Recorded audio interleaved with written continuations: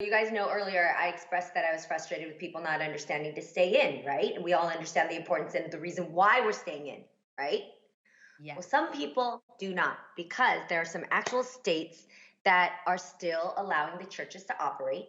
And so there are many people flocking to these church services and doing everything that we're not supposed to be doing right now: praying, holding hands, being together, worshiping, which is amazing in every other time except for now. So we actually have a little video clip of exactly why they feel it's still important to be attending these church services.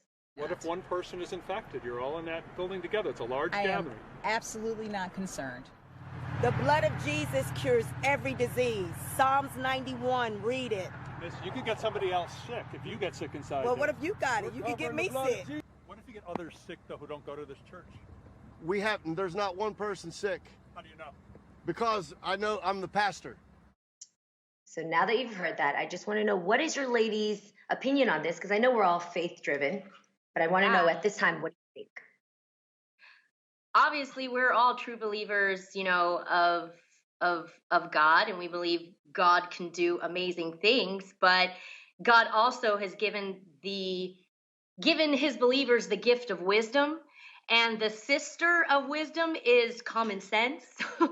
So to me, that sounds like someone, jumping off a cliff saying, "Oh, God's got me. I'm going to be Jesus is fine. my parachute." And I don't have a parachute." But you see, God's going to give you the wisdom to go get a parachute, that if you do fall off a cliff, you're going to be okay. And there are a lot of church services out there that are streaming. So why not do that? I think I mean, people miss it. They miss being together. I think that's what it is. And they have to learn that they can't be together right now. Yeah, the issue I'm having is, I absolutely think this is a time where people should be worshiping. They absolutely should be praying, but you can do that at home.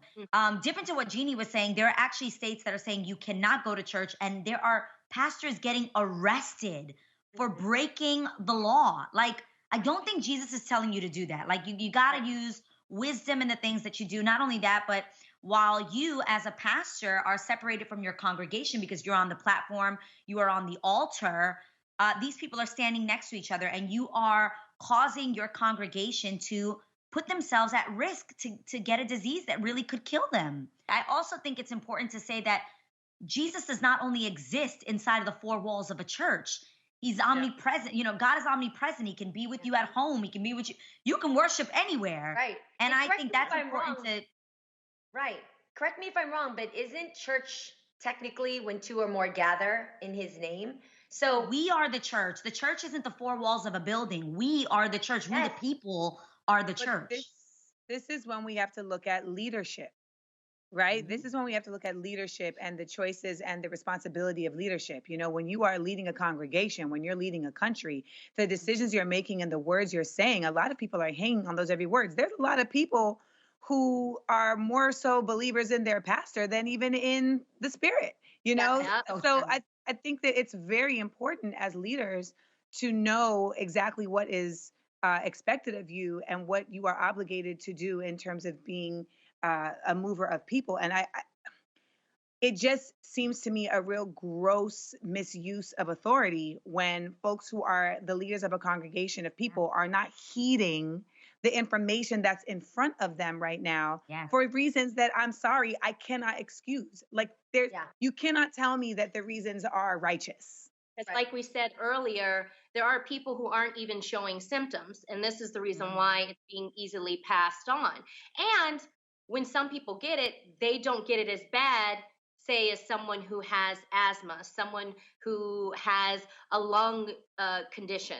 So we have to be smart about that. And like you were saying, Amanda, I'm sure God doesn't want you going out doing that. That's you're not. That ain't it.